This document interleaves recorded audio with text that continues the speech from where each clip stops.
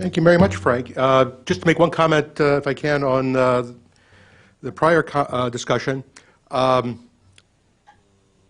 is having serious problems with a lithium-ion battery that they say they tested the hell out of. It was in today's Wall Street Journal. If you aren't even sure about your lithium-ion batteries, imagine what the problem might be with your nukes. So just as a, oh, by the way kind of comment.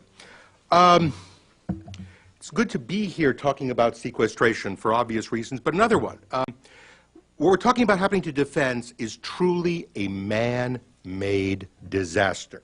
All right? To err may be human, but to really screw things up takes the political system, and we've done that in spades. When we're talking about what happens in March, and I want to go not just March 1st, but March, we're talking about a number of things going on. There is sequestration on the 1st. There is the end of the continuing resolution, or the extension, more likely, of the continuing resolution for the rest of the year. We're coming up soon after that with another round on the debt ceiling. We have the 2014 budget, which now is in limbo, and if sequestration hits, gets tossed out, has to be redone. There's a quadrennial defense review coming up that has to be worked on this year, which people expect now to respond to sequestration and the CR. There is the next round of the future year defense plans, the POM, et cetera, et cetera. So you have this massive sort of set of confluence of events, laws, and all the rest, all of which are sort of driving defense, frankly, into the ground. In addition, let's be clear in terms of the implication. We're not just talking about what happens to U.S. defense in isolation. Right? There's the external context, if I can use that. Growing threats. I mean, I don't think anybody can argue that the world has, in the last year, 5 years, even 10 years, become a simpler, easier, quieter, safer place. North Korea, we were just talking about. The reports about China now testing its DF-21 ship killer in Mongolia. The kind of systems the Iranians are buying, air-to-surface surface-to-air, rather, anti-aircraft missiles being now spread from Syria to Lebanon, from Libya to Egypt, on and on. The list goes on and on and on and on. At the same time, most of our allies, with a couple of exceptions, are spending less. NATO is within a hair's breadth of going out of business as an alliance, all right? The average spending is below 2% of GDP. We're around 4%, even excluding the OCO funding. At 2% or less, you cannot do anything in terms of a modern military, and they're all discovering this.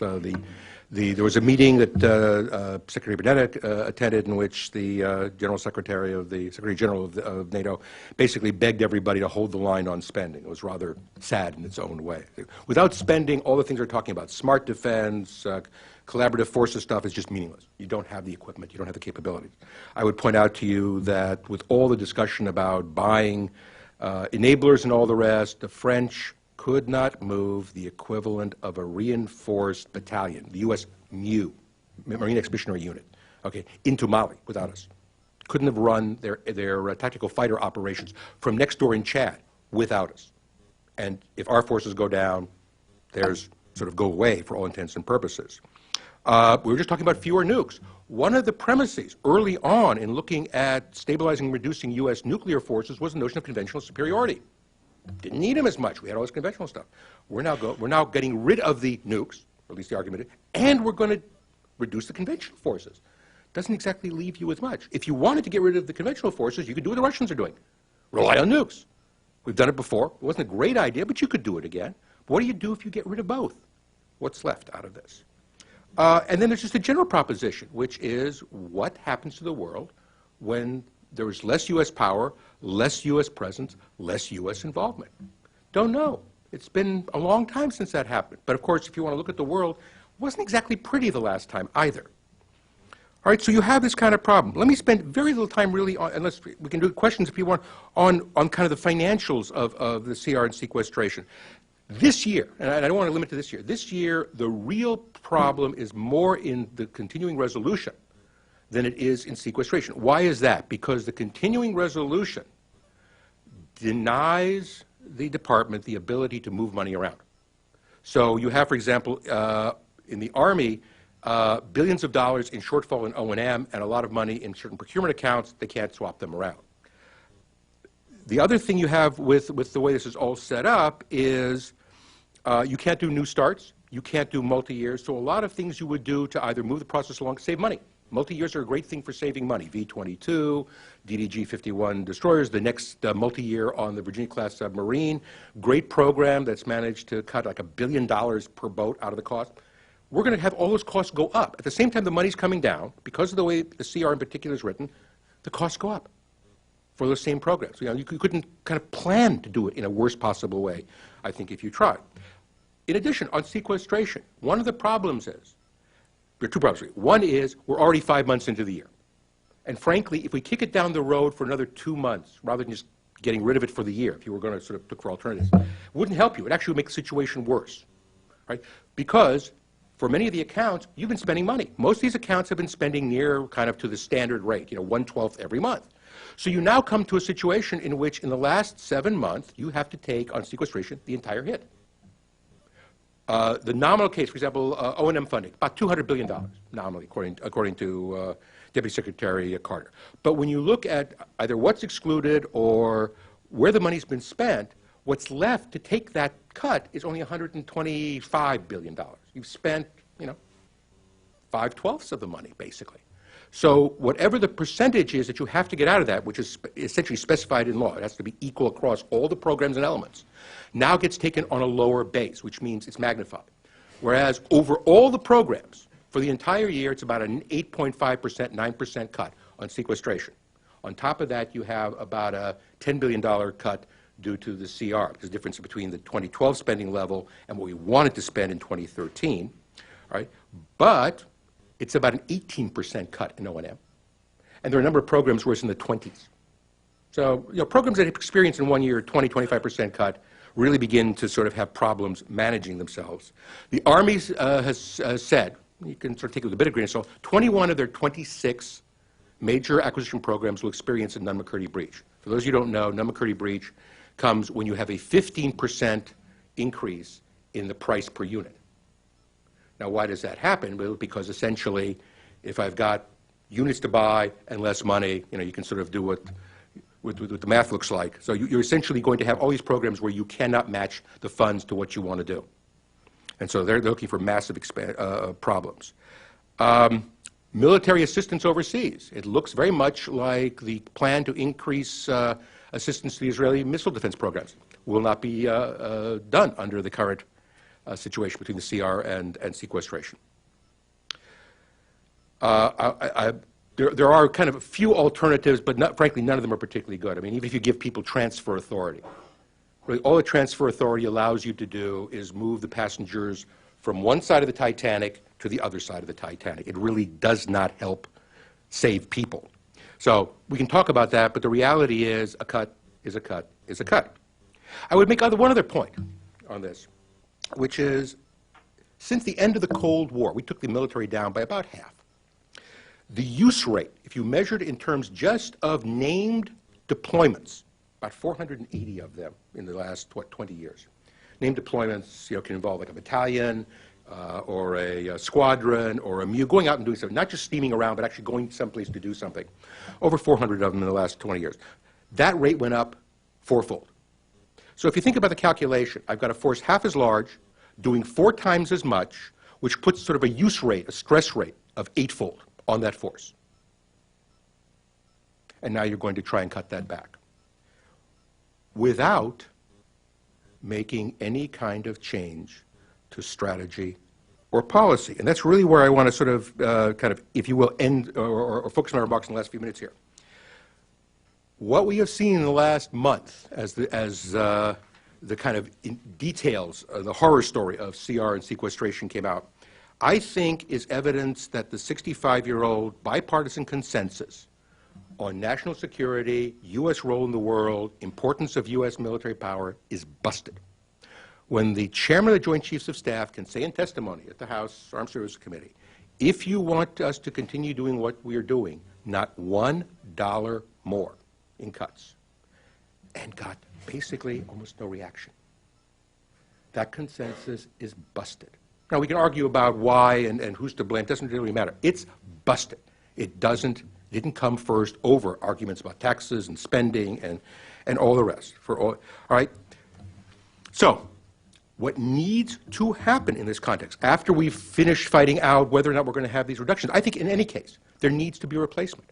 This is a symptom, if you want to call it that. The fact that we could put something as crazy as sequestration out there, that the White House could propose it, and that the Congress, particularly the Republican side of it, could accept it, I think is a fundamental private safety evidence that they've lost the bubble, the majority of them, or enough of them at least. The leadership certainly has. So the question for a group like this is, what replaces it?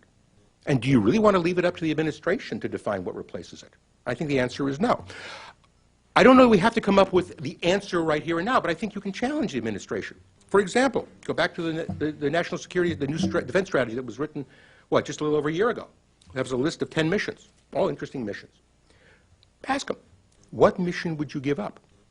You're not going to do conventional deterrence or conventional warfighting? You're not going to do counterterrorism? You're not going to do nuclear deterrence, which we were just talking about? How about giving up support to civil authorities in natural disasters in the United States? That's a good one. I think we can all agree we shouldn't do that anymore, right, and pay the price. Another way of asking the question, and I think this one would embarrass the hell out of me, which region do you want to give up? All right, we're down to one carrier in the Persian Gulf area. We're taking, I don't remember, I mean, it's not the Stennis, but one of them, Washington, I think. We're turning it around after 2 months in harbor and sending it back out again because we're trying to juggle the availability. Right? I mean, you're going to have, if you just look at the kind of availabilities, things that aren't being done, ships and planes that have to be tied up. Each of the services put together just glorious, ugly charts to scare the bejesus out of everybody on this. But there's some truth to it. If you really want to do this, right? We'll tie up ships. Then we'll sell them for scrap. We'll get rid of the airplanes. We'll fire people. All right. So what region do you not want to be in? Pick one. Middle East?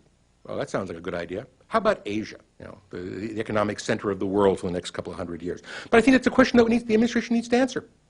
Okay? The force can come down. It's not a big deal. You're willing to see that happen. It was your idea. What region do you want to go up? Last time country pulled that stunt, the UK, 1970, 72, right? Pulled everything out east of Suez, famous sort of story. For those of you who don't know, this wasn't a strategic decision. It was a run on the pound. It was a sterling crisis, right? So you now think about what the Fed is doing and printing money. What happens if there's a run on the dollar, right? You have to essentially cut the budget, put the money into higher interest payments, all the rest, right? So it's the equivalent. What region do you want to get up? Do we pull east of Suez? All right, let's even say we do. Ask the administration the third question. Who takes our place? Who fills the vacuum? Are they going to be countries that share our interests, share our goals? Are they going to protect our interests? Would they simply protect American tourists that end up being threatened by a local regime? Do we trust the Chinese to protect our interests in Asia? Do we trust the Iranians to protect our interests in the Persian Gulf? Do we trust the Russians to protect our interests in Europe? Right? Those are the kind of questions I think we need to be asking. And then there's really kind of the bottom line, which is, how much are you willing to pay for the military? Let me close with this point. We have a very expensive military. It is expensive because we chose to build it that way. Right? We chose to have technological superiority over our adversaries. The reason you buy B-2s rather now than B-52s, F-35s, F-22s rather than F-15s and 16s is because they're better airplanes. The reason you have a Virginia submarine rather than what came before is it's better than the other guys, and therefore you're going to win the fight. It is an all-volunteer military. It is now a largely married military with family, and we have chosen to take very good care of our military personnel. You've had military health care grow by over 100% in the last decade. And that's not because the cost was going up. That's one factor. The main reason is we expanded eligibility hugely. And in part because you have all kinds of people who are military retirees who are double dipping. That is, they have a second job in the private sector, but rather than going on the private sector's health plan and raising the private company's health plan, and raising their costs, they're maintaining their TRICARE. There's nothing wrong with that. They're legally allowed to do that, but it adds to the burden that is paid for by the Defense Department. So it's all volunteer. It's technologically sophisticated. By the way, we have more lawyers in the U.S. military than half a dozen NATO member countries have infantry. Think about that for a minute. There's a good reason for that, right? We want to have every strike that goes down and every terrorist that gets caught, you know, all covered by the law. But it costs money, huge amounts of money. Right? It's also a power projection military. If it was just a military that stayed here at home, it'd be coastal artillery like you see at Charleston and some of these other old forts, you know, Fort McHenry up here, you know, and a militia. Could do that. Be real cheap.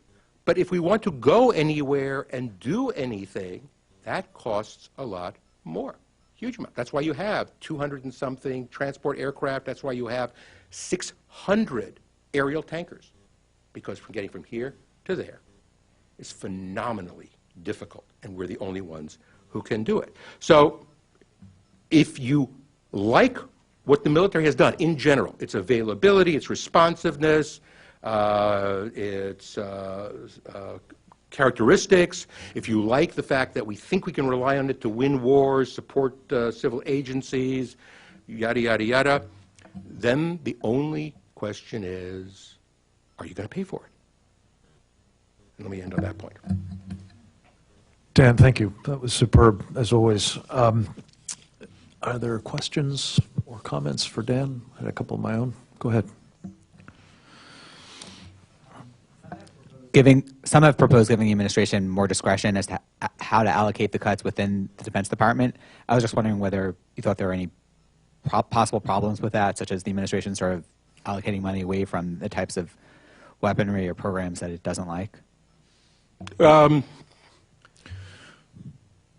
know, one can argue, let's put this up, right? One can argue that there ought to be discretion allowed based on the continuing resolution. That is, if we're going to have to rewrite it come March 27th, we ought to rewrite that for discretion, because that law is just a matter of can't pass a budget, just peg it at last year's and keep on going. That was not kind of a policy document. I would not allow them discretion if you're going to go with sequestration, which I don't agree with, but you know, if you sort of, if the decision is made that that's the only alternative to getting some kind of spending cuts, then frankly I wouldn't give them discretion on that side. Every element gets cut. Now, let me give you one point of that, by the way. So, we know what the game looks like. If CR continues and if sequestration goes through, we sort of know what the lay of the land, everybody's in the numbers. In fact, they did them probably 9 months ago and wouldn't release them. It's pretty obvious at this point. You know. The problem is not 2013. The problem is 2014, when the sky's the limit. So right now, for example, personnel are off the table. You can't cut people. You can furlough defense civilians. You're not touching military personnel, uniform personnel.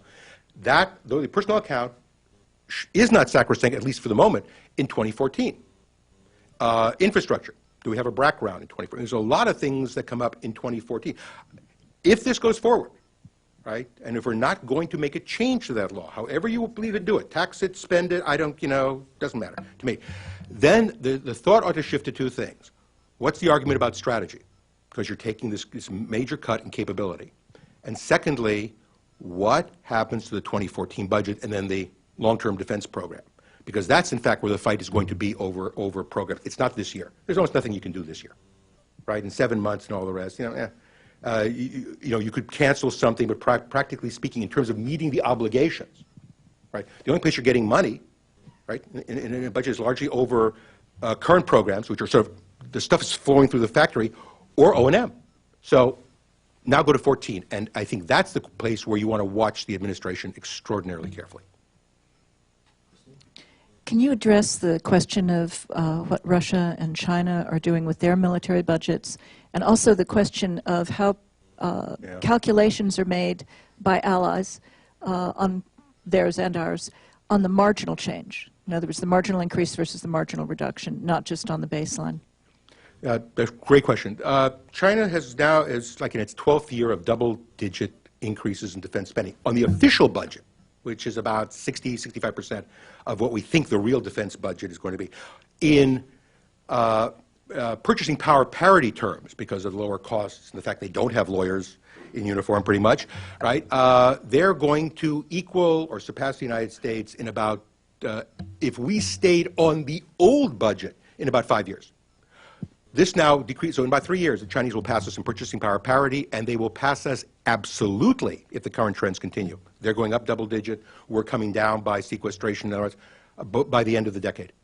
All right? They will spend more on defense with a lower cost basis in terms of the aggregate force, right, and all the infrastructure and all the costs that they have than we are. So, imagine what that means in terms of the ability to generate military power. The Russians, in fact, Putin has announced a massive program to increase military capabilities. And whether he's going to have the dollars to do it is a different question. They're going up, like in the nuclear area. We're the only ones not building nukes out of the nuclear powers. We are the only one of the major sort of superpower, regional power countries that is not putting more money into defense. In fact, this year, even the Japanese are putting more money into defense because they're running a little bit scared. Europeans are not, and they're about to sort of, frankly, as I said, go away as a military. But that doesn't sort of solve our problem, because if we have to hold their hands every time they want to send 2,000 soldiers to Mali, and that's by the way, it's not the case. If you talk to the people involved in that, General Wells, Chief of Staff of the Air Force, they're paying for that out of high. That's not OCO funding. That's coming out, the additional deployments to support European forces going into Mali is being paid for out of current Air Force operations. Okay, so just add that to the cost structure, the bill that's being paid as we take money away from the system. I just wanted to ask you about the argument that Rand Paul has been making lately, which is basically the United States outspends like the next 10 most free spending countries, for want of a better term, on national defense. Can you just take that apart and just go over what the major fallacies are of that particular? Major fallacies is none of the other 10 countries have global responsibilities or have chosen a global role, global interest, global responsibilities. Even the Chinese, keep to their own regional knitting. If you have to project power into multiple regions, it costs you a lot more than doing in one. Our military has, really since the end of the Cold War, argued that the standard is the ability to fight two near-simultaneous conventional wars at the same time.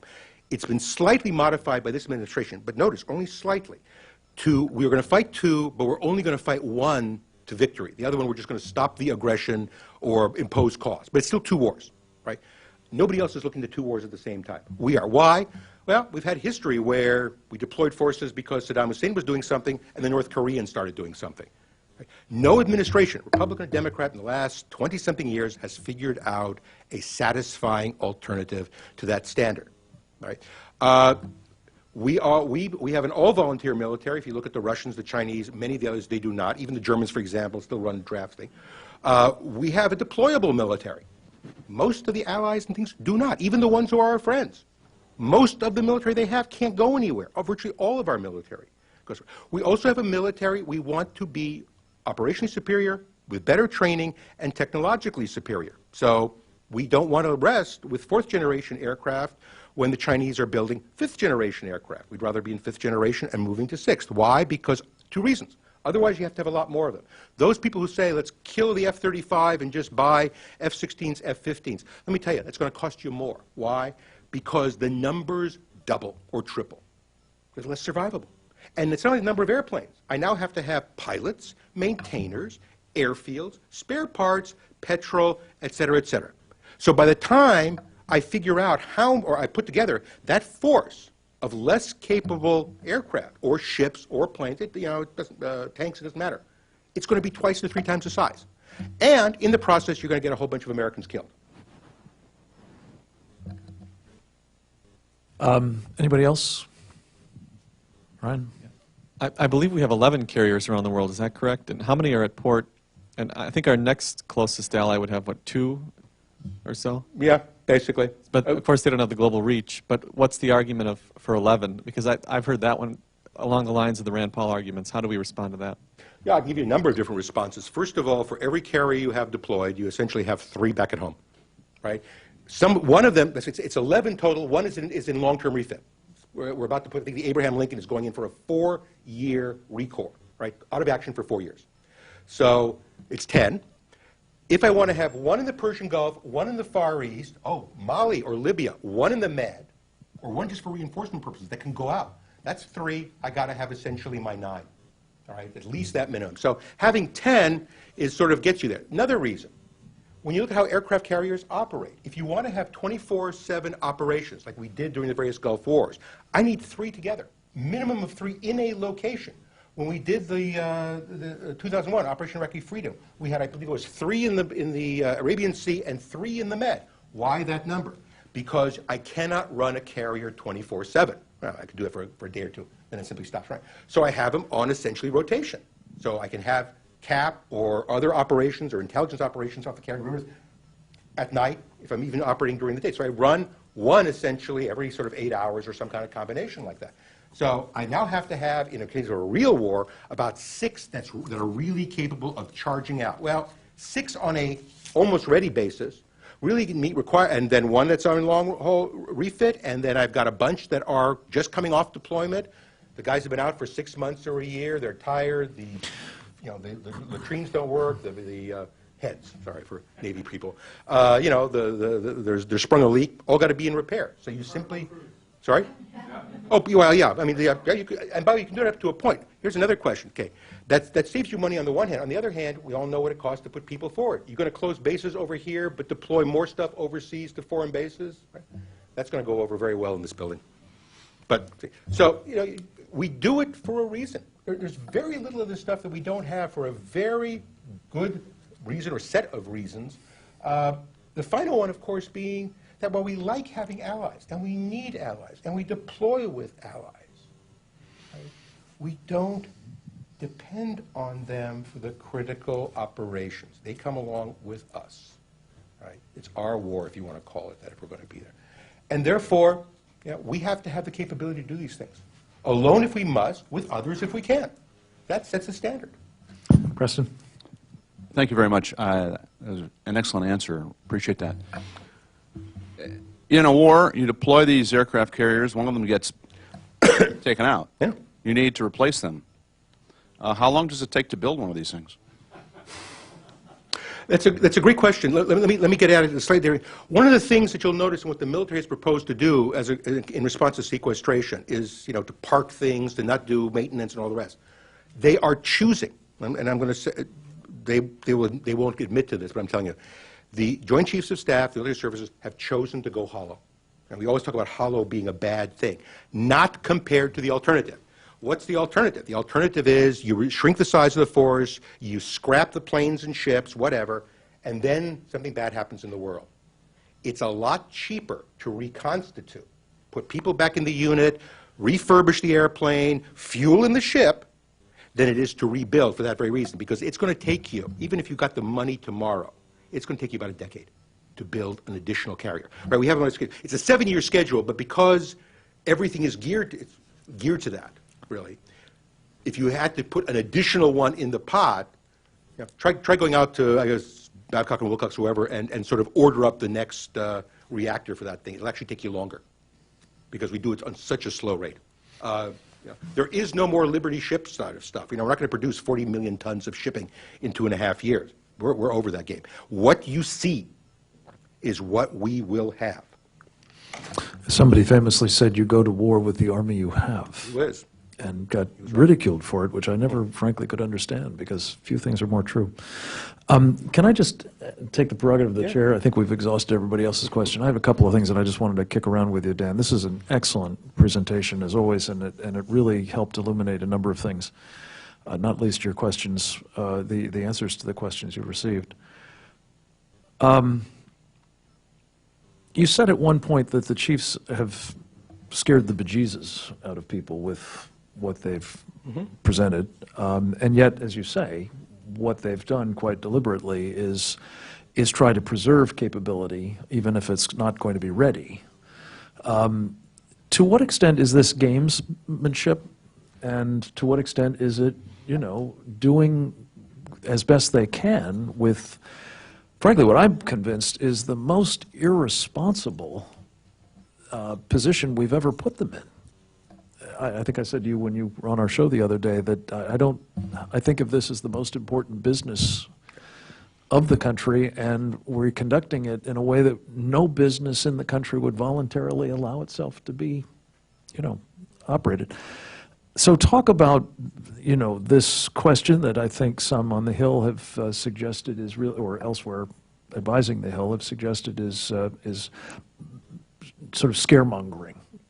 Well, actually, I would say it slightly differently.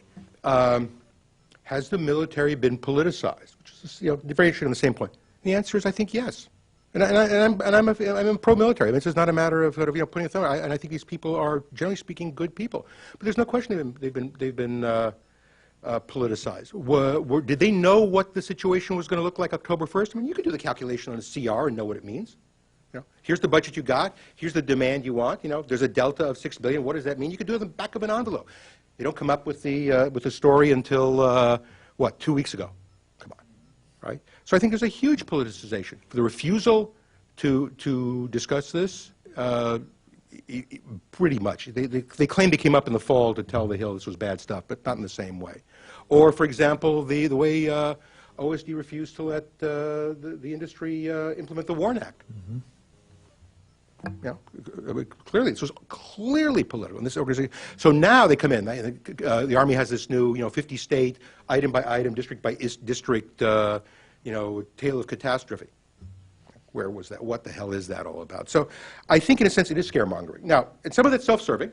Okay, but it's clearly also, and even if it's self-serving, we're in a very dangerous place as a nation when the military becomes, or acts like, nothing more than another special interest. Now, it may feel forced to do that, which I think is the real political issue from the administration's point of view.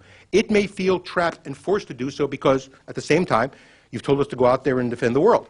So if I'm going to defend the world on the one hand, and you've put me in this position, well, hell, I have to lobby then in a particular way. But that's also, I think, a political problem.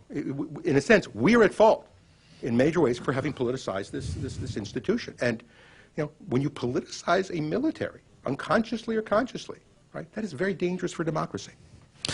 Can I ask you about the condition of the military and its supporting industrial base? Sure. Great question. You sort of implied at one point that, not implied, you said that we've been operating this in an expensive way, which is an all-volunteer force. Mm-hmm. Are we about to break it? And are we, whatever we do with the military itself, at a point now, Dan, where, as you will track at the Lexington Institute pretty carefully, the industrial base is really in a death spiral?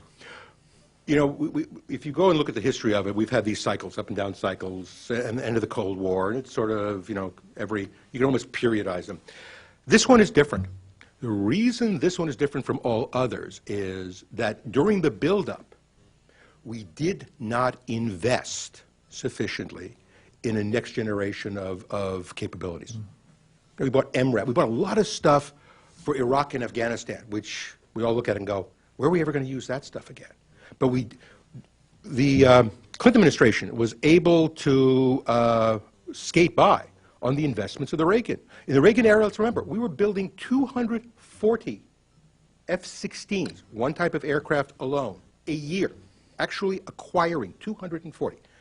We are acquiring this year less than 100 of everything, not fighter planes, tankers, fighter planes, transports, and unmanned aerial vehicles.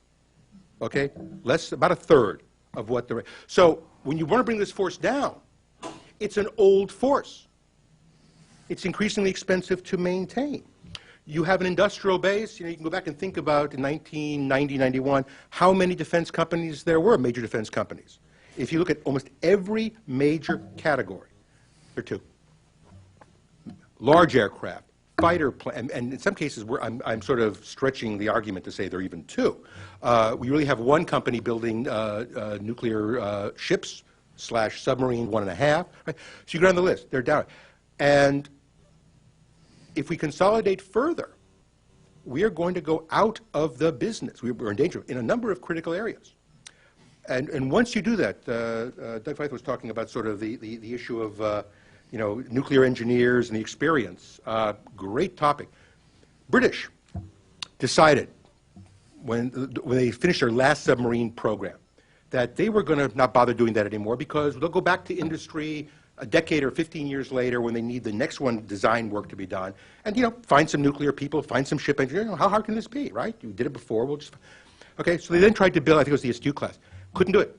Had to come to the United States, had to borrow people from General Dynamics and what was then Newport News, Textron, not Textron, one of these companies, I guess now HII, it's now Huntington Ingalls, because they had lost the design skills to design a nuclear attack submarine. Right? So when you want to talk about the design skills for nuclear weapons, let me tell you, a nuclear submarine is every bit as complex a piece of. It's not your family's car, okay? Advanced fighter aircraft composite materials, the list goes on and on and on. Once you don't do it for a decade, we can't build, Saturn-class boosters anymore. Don't know how to do it, don't have the industrial base to do it. We buy engines from Russia. Right? So, do we really want to have that for the next ICBM, for the next fighter plane? I mean, where are you going to buy it from? I mean, the Chinese are going to be building it. China. Yeah. Dan, last question quickly, and I don't mean this rhetorically. I'm very concerned that what we've seen of late is Republicans, even conservatives, embracing this idea that getting sequestration to reduce the deficit is more important than addressing the sorts of concerns that you've expressed. This is fundamentally a calculation, of course, that we need to save money. And I would just ask you, on the basis of both, the serious study you do of these things day in and day out, but also your historical analysis based on bust and boom cycles, as I think of them, and what usually attends them. What, in your estimation, Dan, is the likelihood that if we go down this route, set aside breaking the military altogether, just setting it back, hollowing it out, and then having to try to rebuild it, that we will wind up having to spend an awful lot more, not just in dollars, but in a currency that we actually prize more, and that is lives, for going this road if we do? Unless you want to believe that peace will reign in the world, that we can count on North Korea, Iran, China, pick your country, not to do something crazy, that Egypt won't go over to the dark side even further. I mean, the list is going on. Unless you want to believe that, then I think history tells you that once the cork is out of the bottle, and we're the cork in that bottle, you have got to assume within a fairly short period of time that the world goes to hell in a handbasket, because there's no reason for it not to. And in fact, let me make it even stronger. With advanced weapons in their arsenal, even nuclear weapons availability for North Korea and Iran, U.S. pulling back, showing that we're less capable, we're not there. They'll read all the stuff that's going on on Capitol Hill. They'll read what the military is saying. How can they not test it? In fact, as a kind of one of these crazy states, rogue states, it is incumbent upon them to press the test. They're stronger, we're weaker. Great Satan is weaker. They've got to press the test. You are not just inviting conflicts and war and then a resurgence at great expense, you are making it, I think, inevitable, with more loss of life than you would have under current circumstances if you can deter it. If you can deter it, no loss of life. I mean, that's a hell of a trade-off between no loss of life and what we will see if we actually have to put North Korea or Iran back in the bottle.